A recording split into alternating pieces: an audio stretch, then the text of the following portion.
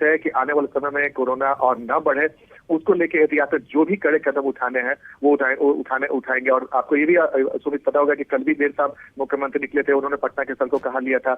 आज महत्वपूर्ण बैठक की जा रही है और कल क्राइसिस मैनेजमेंट ग्रुप की बैठक होगी। उस बैठक में तय हो जाएगा कि बिहार में आने वाले समय में कोरोना को रोकने के लिए क्या कुछ सरकार चर्चा करने जा रही है। सुमित, चलो बहुत शुक्रिया आनंद इस जानकारी के लिए।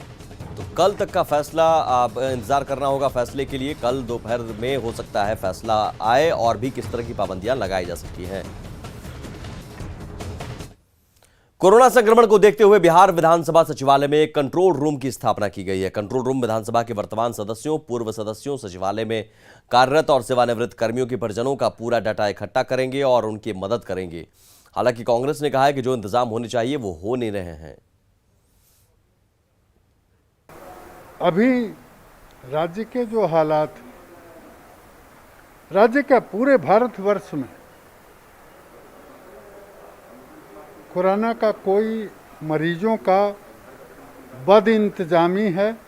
बिहार विधानसभा में बढ़ते कोरोना के खतरा को देखते हुए विधानसभा अध्यक्ष ने नियंत्रण कक्ष बनाया है। देखिए, विधानसभा में नियंत्रण कक्ष बनाया गया है जहां पर तमाम जो कर्मचारी हैं वो लोग मौजूद रहेंगे, मेडिकल की टीम मौजूद रहेगी और सभी विधायकों से जो कर्मचारी हैं, पूर्व विधायक हैं, उनसे संपर्क साधने की यहाँ से कोशिश की जाएगी। पूरे बिहार के प्रतिनिधित्व करने वाले हमारे विधायक, पूर्व विधायक, विधानसभा सचिवालय कर्मी, पदाधिकारी, सभी लोग समन्वय सरकार के साथ बनाएंगे, जिला अधिकारी के साथ, स्वास्थ्य विभाग के साथ। जो फीडबैक आता है उसकी जानकारी संबंधित लोगों को देकर उसकी समाधान के लिए लगेंगे और पूरे बिहार के अंदर एक जन जागरण अभियान का माहौल खड़ा करना है। क्योंकि अब ये ज़रूरी हो गया है कि सिर्फ सरकार के भरोसे हम नहीं बैठ सकते।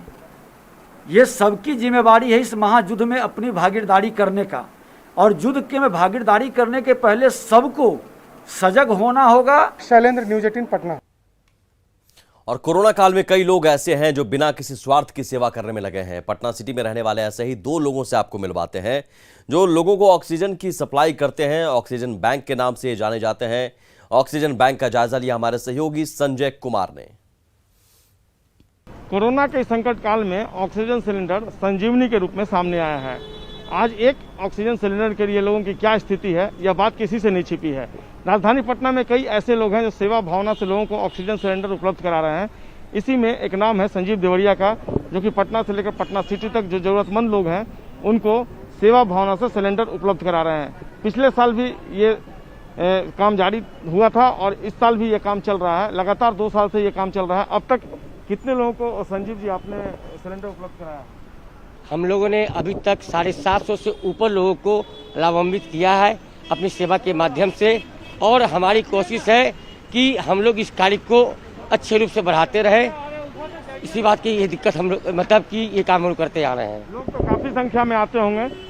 लोग काफ़ी संख्या में हमारे यहाँ आ रहे हैं, और सबसे बड़ी संकट हमारे साथ ये हो रही है कि जो व्यक्ति ऑक्सीजन सिलेंडर ले जा रहे हैं हमारे पास से, वो वापस नहीं कर रहे हैं।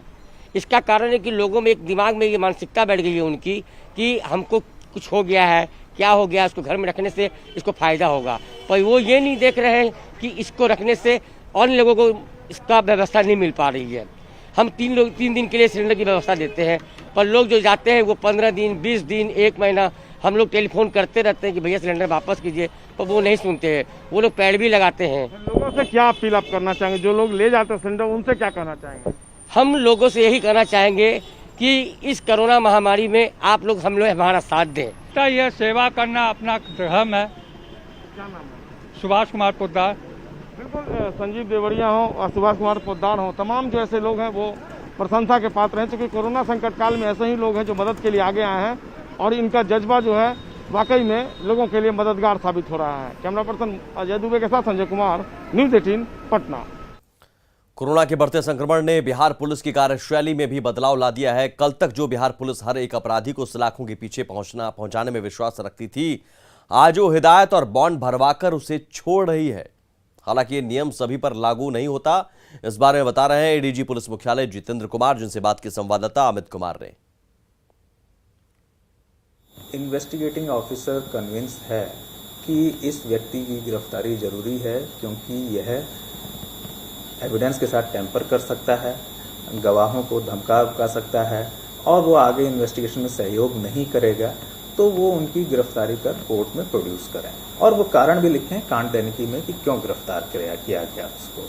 इसी तरह से ये भी है कि यदि इन्वेस्टिगेटिंग ऑफिसर कन्विंस है कि और उसको जो है रीजनेबल बिलीफ है कि जो अभियुक्त है वो आगे के इन्वेस्टिगेशन में सहयोग करेगा, जब भी बुलाया जाएगा वो इन्वेस्टिगेशन के लिए आएगा, नोटिस और बॉन्ड जो ऐसा कि आपने कहा कि वो कोर्ट में जो है हाजिर होगा जब भी बुलाया जाएगा और न्यायालय में उपस्थिति अपनी देता रहेगा, तो वह उसको उस नोटिस और बॉन्ड दे करके भी है गिरफ्तारी नहीं भी कर सकता है ये, और उसके कारण भी लिखेगा वो कांड दैनिकी में। तो ये है जो है प्रावधान। अब जैसे दूसरी चीज आपने कही कि जेलों में कैदियों की संख्या ज्यादा ना हो, तो उसके लिए गृह विभाग ने और जेल ने जो है बहुत सारी व्यवस्थाएं की हैं। कोविड मरीजों के लिए रेमडेसिविर इंजेक्शन के बिहार पहुंचने के बाद अब मरीज के परिजनों ने राहत की सांस ली है, तो अस्पताल प्रबंधन की भी परेशानी थोड़ी सी कम रही है। देर रात अहमदाबाद से पहली खेप पटना भेजी गई, जिसके बाद स्टॉकिस्ट और अस्पतालों को इंजेक्शन की आपूर्ति करा दी गई है। मरीज के परिजन और डॉक्टरों ने बताया कि आसानी से इंजेक्शन मिल रहा है। जायजा लिया हमारे संवाददाता रजनीश कुमार ने। पिछले 4 दिनों से बिहार में रेमडेसिविर इंजेक्शन का इंतजार हो रहा था, लेकिन आज इंतजार खत्म हुआ क्योंकि देर रात इंजेक्शन की खेप पटना पहुंची है। उसके बाद आज से वितरण शुरू हो गया है। एनएमसीएच में स्टोरेज किया गया है 14,000 खेप जो रेमडेसिविर है वो यहाँ पर भेजी गई है अहमदाबाद से, और दूसरी खेप आज पटना पहुँचने वाली है। लेकिन उससे पहले देखिए वितरण होने के बाद जो मरीज के परिजन हैं उनके चेहरे पर एक तरह से कहिए कि मुस्कान आ गई है, क्योंकि ये संजीवनी का काम करेगी ये इंजेक्शन। और अस्पताल में जो भर्ती मरीज हैं उन्हें इंजेक्शन नसीब नहीं हो रहा था। परिजन लगातार दवा दुकान से लेकर अस्पताल प्रबंधन और अधिकारियों के पास गुहार लगा रहे थे। तो निश्चित रूप से जो संकट है वो धीरे धीरे कम होता हुआ दिख रहा है। 14,000 जो इंजेक्शन सीएम नीतीश कुमार ने खुद पहल करते हुए इंजेक्शन मंगवाई है, उसके बाद देख सकते हैं कि जो दवा दुकान है या अस्पताल है वहाँ पर अब इंजेक्शन मिलने लगा है। तो ये हाथ में देख सकते हैं रेमडेसिविर इंजेक्शन जो कोविड मरीजों के लिए वरदान माना जाता है। हम जरा बात करते हैं, हमारे साथ अस्पताल के प्रबंधक भी हैं, बात करते हैं। क्या कहेंगे सर, अभी इंतजार आप लोग कर रहे थे? हाँ, रेमडेसिविर आने से मरीजों में एक नई हम लोग का मौका है कि मरीज को एक नई दवा हम लोग यूज कर सके, जिसका इंतज़ार बहुत पटना में बहुत किल्लत हो गई थी इस दवा की, जिसके वजह से बहुत से मरीजों की जान जा रही थी। हो सकता है इस दवा से उन मरीजों को बहुत फ़ायदा हो। तो मरीज के परिजन उनसे भी बात कर लेते हैं। क्या लग रहा है, राहत मिली? राहत मिल रहा है।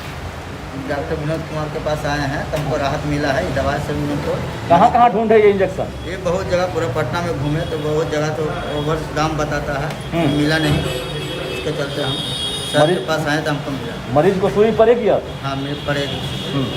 सरकार की पहल के बाद पहली खेप बिहार पहुंच गई है।